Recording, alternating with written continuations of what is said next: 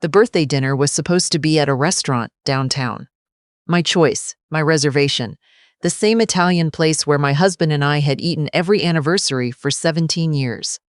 I had called 3 weeks out to book a table for 6 and asked the hostess if they still did the small birthday setup they used to do, the candle and the dessert and the little card. She said yes, of course. I felt something warm and quiet about that. Bradley called 4 days before. "Mom, I want to be upfront with you. Tamara's been stretched really thin with the kids' schedules, and I just think something low-key makes more sense this year. A big dinner out, it's a lot to coordinate. You understand."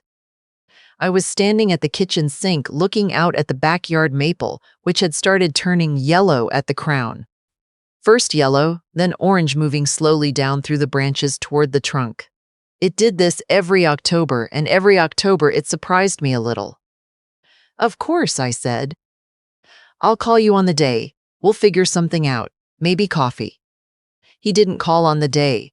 He texted at 7:14 in the morning. "Happy birthday, Mom. Hope it's a good one." Tamara had added a balloon emoji at the end. I looked at it long enough that the screen timed out. Then I set the phone on the nightstand and lay there staring at the ceiling fan. I had already bought the card.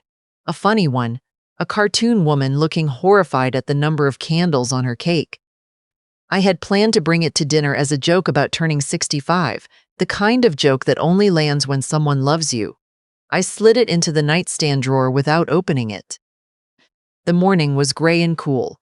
I made coffee. I called the restaurant and canceled the reservation. The young woman on the phone said, "Oh, no problem at all, and happy birthday," with such genuine warmth that I had to press my lips together before I could answer her. I drove to the CVS on Montgomery Road for a prescription refill.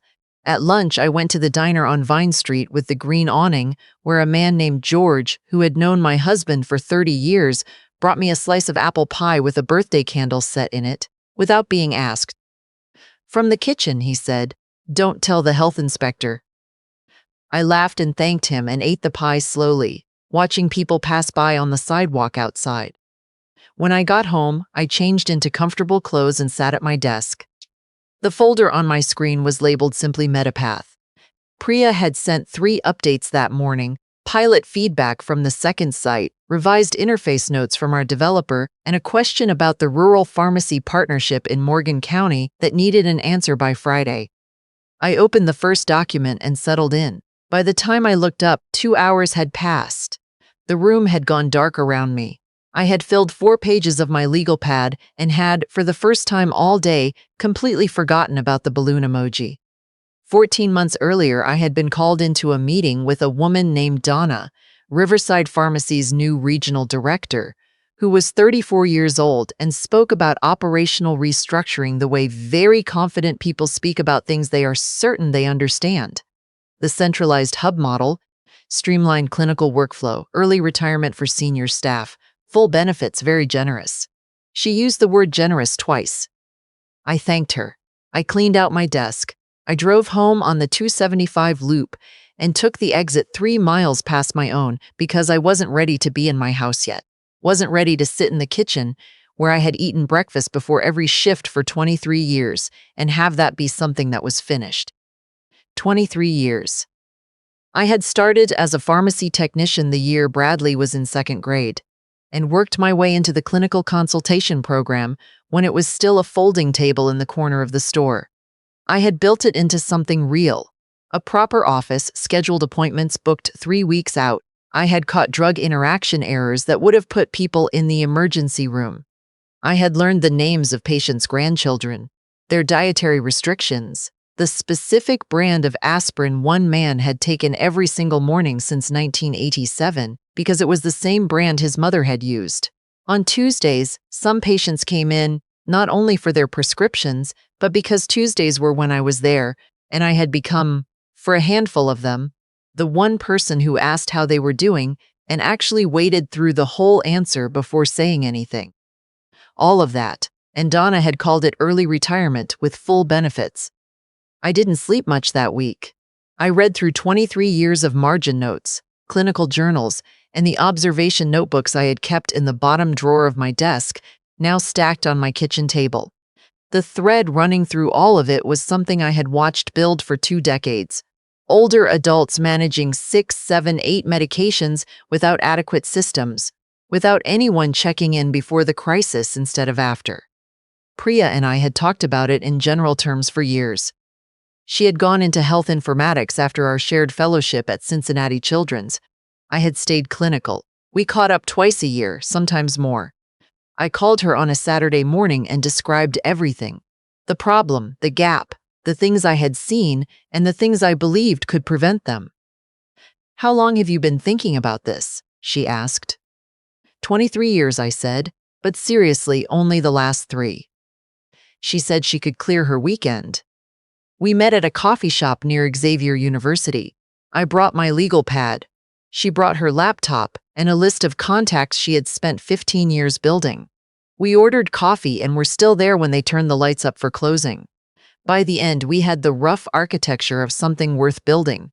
A medication management platform designed specifically for adults 65 and older managing complex drug regimens.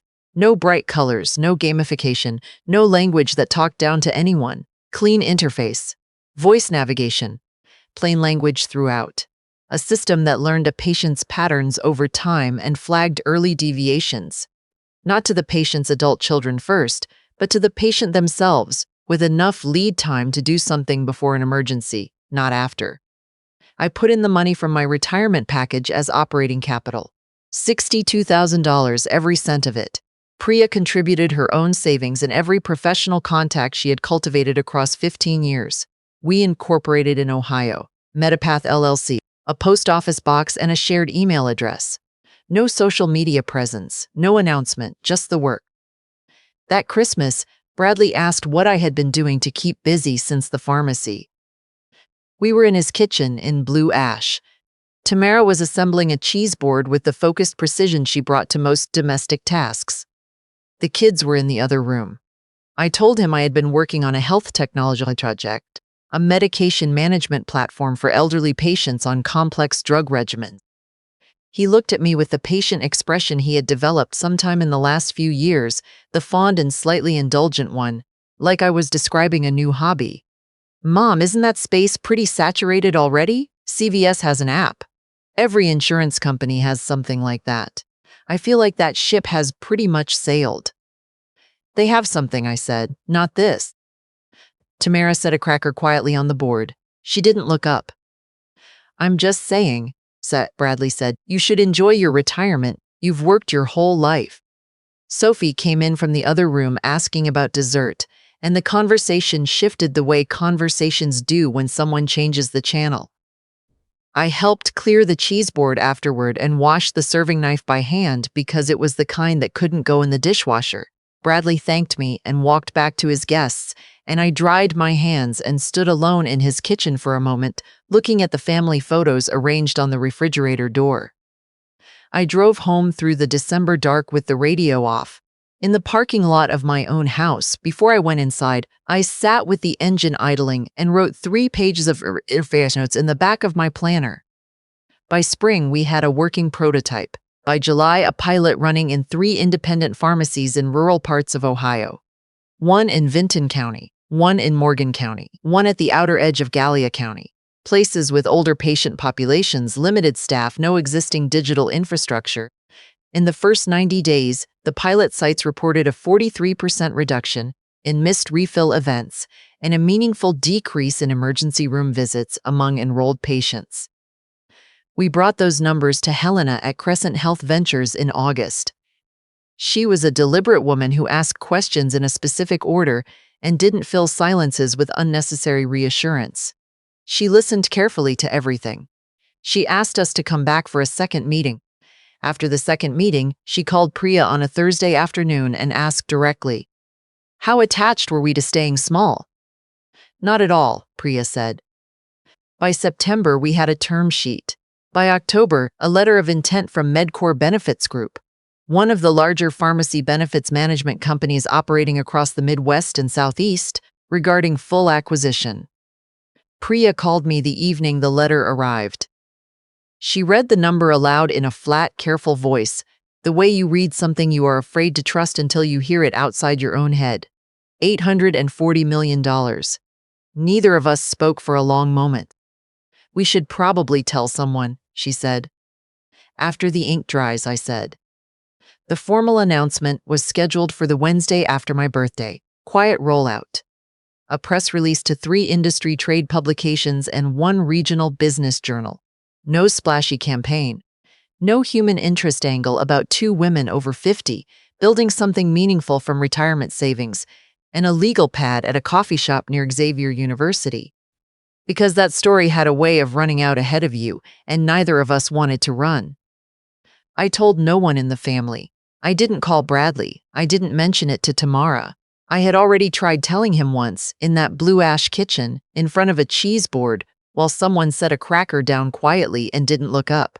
I knew how that conversation went. The Cincinnati Business Courier ran the story first. I was at my desk with a second cup of coffee when Priya texted, "It's out." I pulled up the article and read it once through. Cincinnati health tech startup acquired for $840 million in deal to expand rural medication access. The subheading mentioned MedCore, mentioned MediPath, mentioned the platform's focus on elderly patients in communities with limited healthcare infrastructure. The final paragraph named the co-founders. I read my own name in print and sat with it for a moment. Not pride exactly, something older and quieter than pride. The way it feels when something that has been invisible for a long time is finally plainly seen. I closed the laptop and finished my coffee. My phone rang 19 minutes later. "Mom." Bradley's voice was compressed and fast. "My colleague just forwarded me something. Is this you? MediPath? $840 million? I've gotten 3 texts in the last 10 minutes. What is happening?" I was standing at the kitchen window. The backyard maple was bare now, just the branches, clean and angular against the gray sky. "You remember what I told you at Christmas 2 years ago," I said. "The health tech project." Silence. "That was 2 years ago," he said. "Yes." "Mom," a pause. "You built a company and sold it, and you didn't tell us." "You told me the space was crowded," I said. "I wanted to find out if that was true." He made a sound I couldn't quite identify. I waited. "You should have told us. We could have helped. I know people in healthcare law. I have contacts in venture capital. Tamara has relationships with." "Bradley," I said. "I had an attorney from month 4. I've been very well advised." Longer silence this time. "We need to sit down," he said, "as a family. This affects all of us." I told him I had calls to return. I said goodbye. I set the phone on the desk. The family group chat came alive within the hour. Bradley first. "We need a call tonight." Then Tamara. "There's a way to handle this. We need to be aligned on messaging before this gets out of hand." Then Bradley again after a pause. "Mom, please don't give any statements or interviews until we've talked. We need to approach this together. Together, as a family." I thought about the birthday reservation I had quietly canceled. I thought about driving 45 minutes to my granddaughter's birthday party and finding a bakery cake already on the counter. I thought about a Christmas kitchen in blue ash, someone setting a cracker down on a board without looking up, and me driving home through the dark writing notes in a parking lot. I set the phone face down. I went to make dinner. We met that Saturday at a coffee shop in Anderson Township, somewhere without history in its walls for any of us. Bradley arrived first. He was wearing the blue sweater I'd given him 2 Christmases ago, and I noticed that and set it aside. Tamara came in still in her coat and sat across from me with both hands wrapped around her coffee cup. "You should have included us," she said before she had fully settled. "That's all I'm saying. This affects the whole family." Bradley's been fielding calls from clients. "I'm sorry for the inconvenience," I said. She blinked. Bradley put his mug down carefully. "Mom, I'm not trying to make this adversarial. There are real opportunities here. A family foundation. An advisory capacity for Tamara on the charitable giving side. She has board experience. There are ways to structure this so the story going forward is about family legacy, not just..." "Not just what?" I said. He stopped. "Not just me?" I said. "Not just what I built during the 2 years everyone assumed I was keeping busy?" He didn't answer. I spent 23 years building something at that pharmacy, I said. I spent years trying to tell you what I was thinking about, and every time I did, someone changed the subject or told me the space was crowded. You told me to enjoy my retirement. I picked up my coat from the back of the chair. I did enjoy it. Enormously. Tamara looked down at the table. What I built belongs to the work, I said, and to the people it was built for. I'm not interested in restructuring it into something else. I walked out. The November air hit cold and direct. I stood on the sidewalk and breathed it in for a moment, and then I walked to my car and sat behind the wheel, looking at my hands resting on the steering wheel. My phone buzzed 4 times in quick succession. I put it in my bag without reading the screen. Back home, I made tea and opened my email. The inbox had grown considerably over the past week. I moved through it slowly. Most interview requests I declined. A note from the pilot pharmacy in Vinton County had arrived, handwritten and scanned, from the pharmacist who had run the enrollment program. We had a patient call last week just to say thank you. First time in 30 years of doing this that someone called just to say that. I read that one twice. Near the bottom of the queue was an invitation from the Ohio Rural Health Association for their January conference in Columbus. A session on healthcare innovation in underserved communities. They wanted to know if I would speak about building something meaningful without institutional support. They didn't lead with the acquisition. They didn't mention the money. They led with the mission, and they wrote about it like it was the only part that mattered. I replied the same afternoon, yes. 3 weeks later, on a Thursday evening, my phone rang from Bradley and Tamara's home line. The voice that came through was lighter and a little nervous. Grandma, it's Sophie. Is this an okay time? I leaned back in my chair. It's a perfect time. What's going on? I have a school project. My teacher asked us to pick someone we know personally. She called it quiet impact. People who did something important without turning it into a big production. That's a beautiful assignment, I said. I picked you, she said, if that's okay. I looked out the window at the backyard maple. Bare now, just branches against the evening sky, but the structure of it was still clear and elegant. Everything stripped down to what actually holds. Of course it is, I said. She had questions prepared, careful ones, specific ones. When I told her about the pilot pharmacy in Vinton County, she asked me to spell it so she could look it up on a map. She asked how many patients were in the program. She asked whether Priya should be in the report too, and I said absolutely yes, Priya should be first. And Sophie said she had already planned to include her. I have a title, she said near the end. I picked it before I even called you. What is it? The pharmacist next door. A pause, is that good? I laughed. Not a polite, managed laugh, but the real kind, the kind that comes up from somewhere you had forgotten was still there. It's perfect, I said. Just make sure you mention that I still burn the rice and cannot figure out the new television remote. She giggled. I will, I promise. We talked for another half hour. She told me about her science fair project, a book she had just finished, a teacher she liked.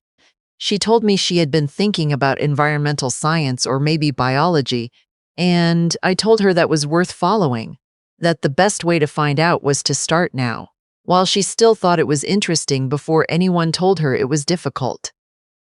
Did people tell you it was difficult, she asked. Many times, I said. I kept going anyway. When we hung up, I sat at my desk for a while in the dark, not turning the lamp on. The room was quiet except for the low sound of the heater, and somewhere down the block, a dog barking once and then stopping. A car passed slowly on the street outside.